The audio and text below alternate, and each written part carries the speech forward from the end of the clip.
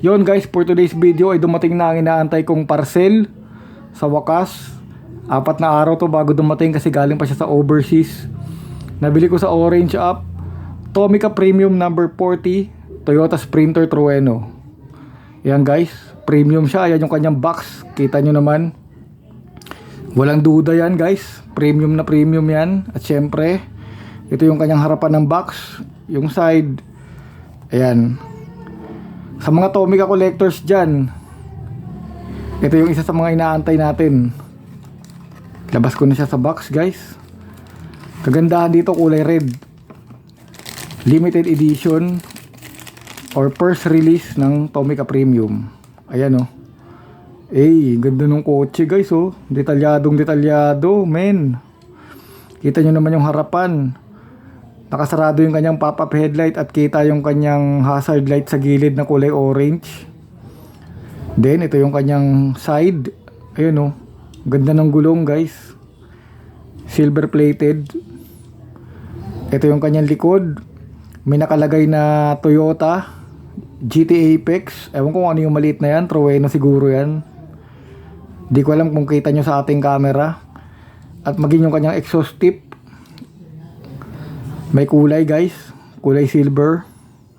Ito naman yung kanyang ilalim oh. Grabe, pati yung ilalim may details guys. Sobra to.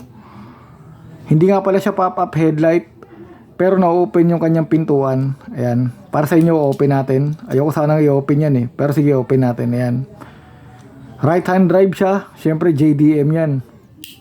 Alam naman natin pag mga JDM right hand drive yan. Yan oh. Ganda ng coaching to guys. Overall nagustuhan ko siya. Una sa lahat dahil limited edition, kulay pula, at syempre stock version ng Trueno. Hindi siya initial D.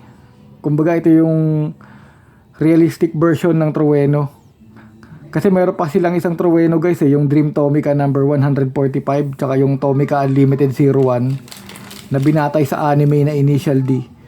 Pero ito yung realistic version ng Trueno guys. Kaya gustong gusto ko to. Yan oh, napakaganda ng coaching yan guys oh.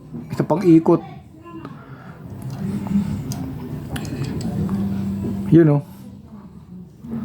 Sa mga hindi nakakaalam, nabili ko lang to sa Orange shop guys. Grabe yung shop nila. Kung gusto yung bumili nito, search nyo lang Tomica Premium number 40 Trueno kulay red. At syempre pag lumabas doon yung may presyong 487, ito na mismo yon guys. Grabe yung seller nila, legit. At talaga namang mataas ang ratings, maganda mga comment. At sealed yung Tomica.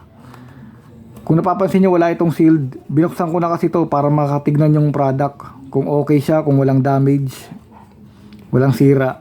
Kaya binuksan ko yan. Pero hindi nangangahulugan na unsealed yan. Sealed yan nung binili ko guys. Talagang nilus ko lang para makita ko yung kotse kung may damage. So yun lang, that's it for today's video. Sana nagustuhan nyo itong maikling review natin tungkol dito sa Tomica Premium number 40 Toyota Sprinter Trueno. Yun lang guys. Maraming salamat. Peace.